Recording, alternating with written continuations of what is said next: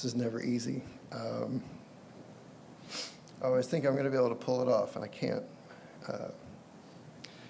But thank you all so much for coming today. On behalf of me, my family, and helping us celebrate the life of my sister. I don't know how she pulled it off, but she kept getting prettier every year. She got older, she got prettier. She got older, she got prettier. I guess she got it from you.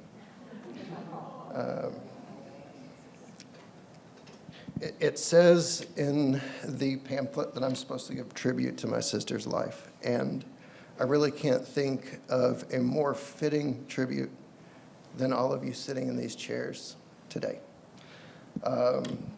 Also, the service in Liverpool, what were the final numbers? About 300 people traveled from all corners of the world to celebrate her life and honor her. I don't know the cumulative miles traveled today and then, but I'm sure it's pretty incredible, a staggering number.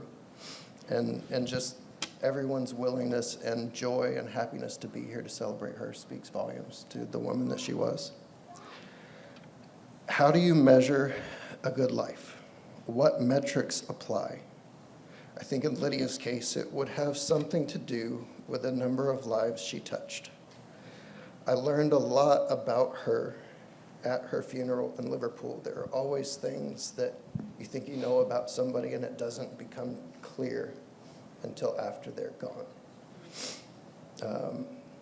It was absolutely incredible to look around and see hundreds of people there to honor her. But beyond the numbers, what kept striking me was that everyone there had a personal story about how Lydia had gone out of her way to touch their lives. She was a stranger in a strange land and had such an impact in her short time there. I knew she was kind and caring. I knew she was creative.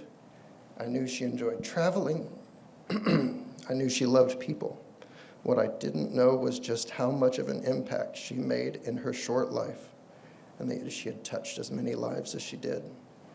And I came home and I had a conversation with my brother. And I said, I didn't realize how much she had really lived. She wasn't loud about it. She didn't tell anybody the things she had done. She just went and did them, and while she was there, she helped people. So it was amazing to me to see that response. It's funny, because growing up, I wouldn't have labeled her as an adventurer. That wasn't how I saw her. I was the one outside doing silly things, catching snakes, jumping in ponds, and she was usually in a book in her room, being diligent with her school, practicing her music, something I haven't done in a while. Reflecting on her life tells a different story. You saw pictures. She went whitewater rafting. She climbed a 14er in Colorado. She traveled to Spain, Romania, Israel, much larger part of Europe than I'll ever get to. She has friends across the globe. She just did it. No one had to hear about it. And usually it was on down the road that you'd hear about the things she did, and it was just in an age of social media and Instagram. She was the antithesis of that. She was unapologetically herself. She did the things she loved with the people she loved.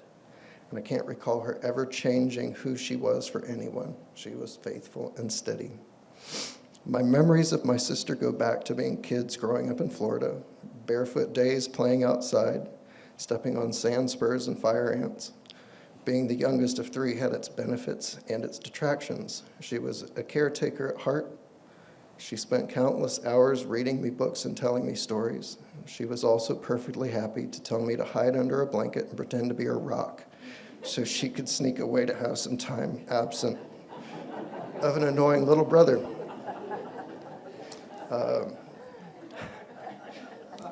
She and my brother had Well, we shared a bathroom, and there were 4 toothbrushes in the toothbrush cup. And I think I was 3 or 4, and I asked, well, there's 3 of us, why are there 4 toothbrushes? And she and Aaron convinced me for quite some time that we had an older sister in college that I had never met, and it was mostly because she didn't want to be annoyed by me, and that's why she didn't come around.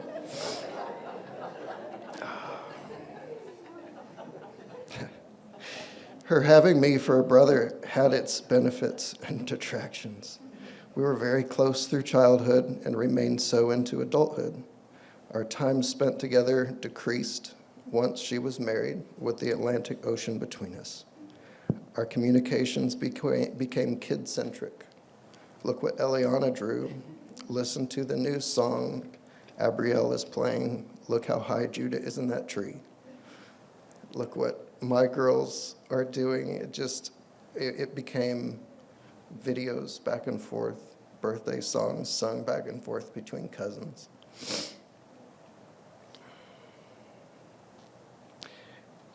It's hard to lose a sibling. I still pick up my phone from time to time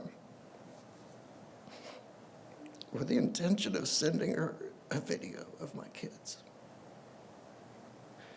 Coming to terms with the fact the memories are all that remains is tough.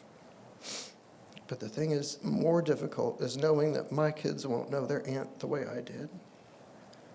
And it's knowing that her kids won't know her the way they deserve to. They'll know her through our memories.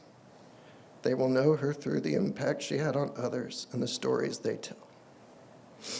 Thank you all for being a part of her life, her journey, and her story. I'll leave you with a phrase that has gained a lot of relevancy with me over the last few months. Don't forget to remember.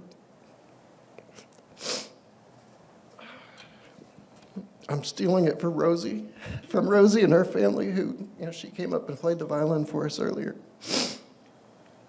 It was the way her family held the memories of their loved ones in their hearts and minds with purpose. Don't forget to remember. Thank you.